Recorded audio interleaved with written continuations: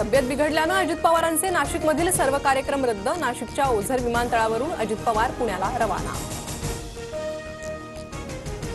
नैतिकतेच्या मुद्द्यावर धनंजय मुंडे राजीनामा का देत नाहीत? नाशिकमधल्या पत्रकारांचा अजित पवारांना सवाल, तर हा प्रश्न धनंजय मुंडेंनाच विचारा, अजित पवारांचं उत्तर।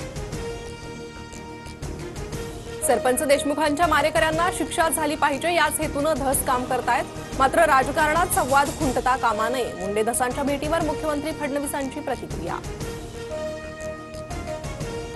भास्कर जाधवांचं व्हॉट्सअॅप प्रोफाईल आणि स्टेटस चर्चेत। म्होरक्या जिद्दी आणि धाडसी असेल तर माणसंच काय जनावरही विश्वास टाकतात। भास्कर जाधवांच्या या स्टेटसमुळे चर्चांना उधाण। निवडणुकीआधी मुख्यमंत्री शिंदेंसह आम्ही सर्वांनी लाडक्या बहिणींचे जे फॉर्म येतात ते घेण्याचं ठरवलं होतं, मात्र श्रीमंत महिलांनीही अर्ज केल्याचं निवडणुकीनंतर समजलं। अजित पवारांची मोठी कबुली।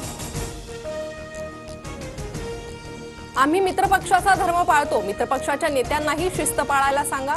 अजित पवारांसमोरच आमदार सरोज अहिरेंकडून नाराजी व्यक्त। बीड जिल्हा कारागृहाचं स्ट्रक्चरल ऑडिट होणार। संतोष देशमुखांच्या हत्येचा तपास करणाऱ्या सीआयडीकडून स्ट्रक्चरल ऑडिट करण्याच्या सूचना। वाल्मिक कराड सध्या याच जिल्हा कारागृहात आहे।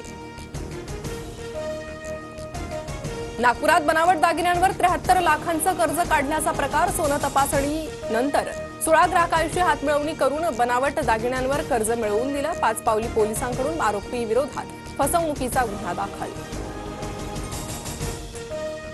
यूपीआय ट्रान्झॅक्शन फेल झालं तरी पैसे तात्काळ खात्यात जमा होणार। देशभरात ऑटोमेटेड चार्जबॅक प्रणाली लागू। ऑनलाईन पेमेंट्स ॲप युजर्सना मोठा दिलासा। राजधानी दिल्लीसह एनसीआरमध्ये 4 रिश्टर स्केल तीव्रतेचा भूकंप। 10 सेकंदाच्या आसपास भूकंपाचे धक्के। नागरिकांमध्ये भीतीचं वातावरण।